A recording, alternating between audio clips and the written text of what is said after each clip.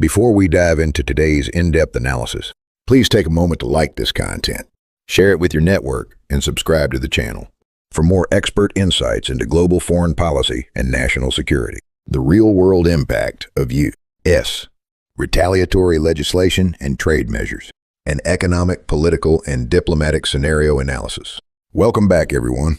In our previous session, we thoroughly examined the oversight functions of the U.S. Congress and the mechanics of retaliatory legislation. Today we address the ultimate question: what happens if the U.S. Congress actually passes this legislation, or if the U.S. administration actively enforces these trade measures? This is an issue that requires a highly nuanced approach. The actual impact of any policy is contingent upon the specifics of the legislation, its scope of application, the method of enforcement, and ultimately the outcome of bilateral negotiations. Today we will analyze the general implications of such actions, drawing upon historical precedents of U.S. trade policies directed at various nations. 1. Economic impact, market reactions, and supply chains. When it comes to economics, the markets are always the first to react. The moment the U.S.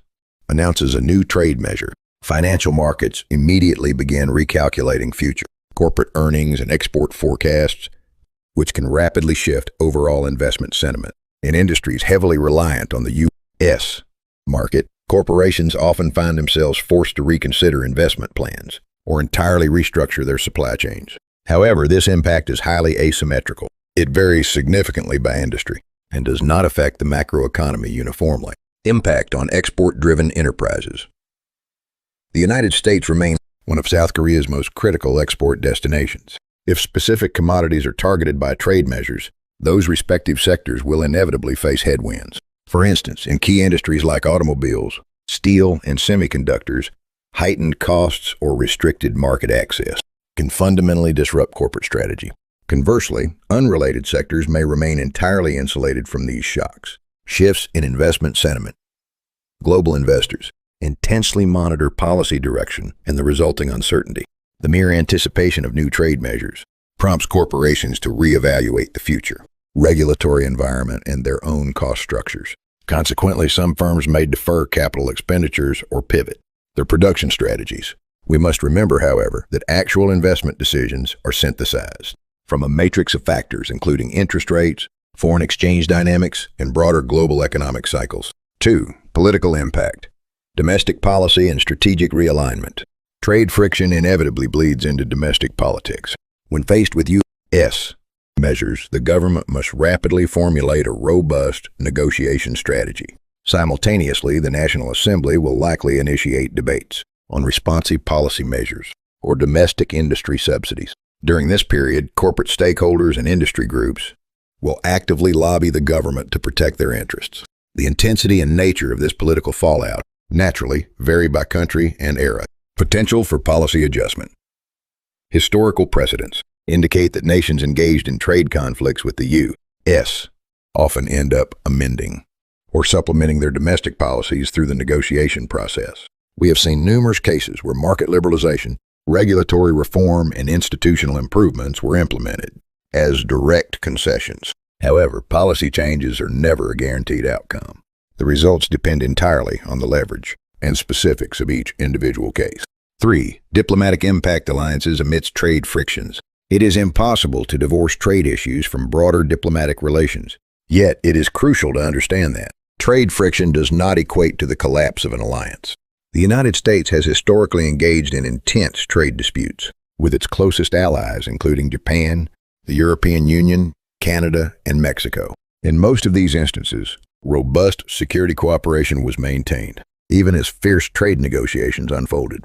Trade conflicts and security alliances certainly influence one another, but they do not always move in the same trajectory. The Japanese precedent, 1980s. During the 1980s, the U.S. and Japan engaged in massive trade disputes, centered on automobiles and semiconductors. Following protracted negotiations, agreements were reached regarding market access and voluntary export restraints, VERs. Ultimately, the two nations successfully managed the friction, while keeping their core alliance fully intact. The European Union precedent. The U.S. and the EU have frequently clashed over digital sovereignty, tech regulation, and competition policy. Yet these issues have predominantly been handled by running diplomatic channels and trade negotiations in parallel. This proves that sectoral trade disputes do not necessarily trigger a systemic deterioration of broader diplomatic ties. The Chinese precedent. The U.S.-China trade conflict represents the most prolonged and structural example. It has involved Section 301 investigations, punitive tariffs, and strict export controls. However, the Chinese case is highly unique, driven by an intense systemic rivalry, blending technological supremacy with core national security interests. It cannot be directly compared to frictions with allied nations. Anticipated U.S. procedural steps. If the United States identifies a significant new trade issue, we can generally expect the following procedural sequence. 1. Bilateral negotiations. Initial talks commence between the U.S. administration and the target nation. 2. USTR review. The Office of the United States Trade Representative USTR rigorously evaluates investigation findings. 3. Congressional oversight. Congress actively monitors the administration's progress through committee hearings and mandated reports. 4. Legislative action. If deemed necessary, existing statutory authorities will be leveraged or new legislation will be drafted. 5. Diplomatic resolution.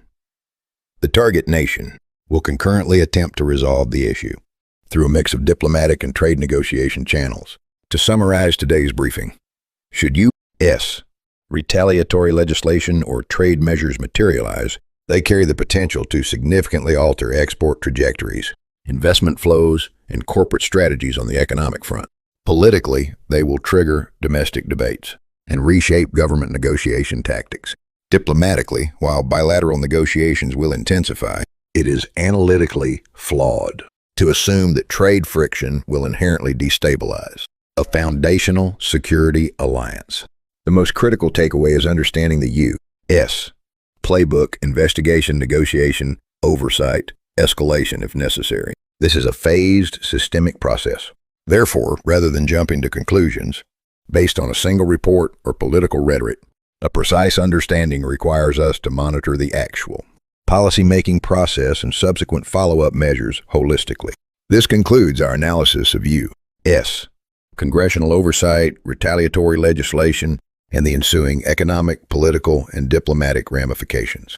Thank you for joining me for today's briefing. If you found this analysis insightful and valuable, please hit the like button, share this video with your colleagues, and subscribe to the channel so you never miss an update on critical geopolitical and economic developments.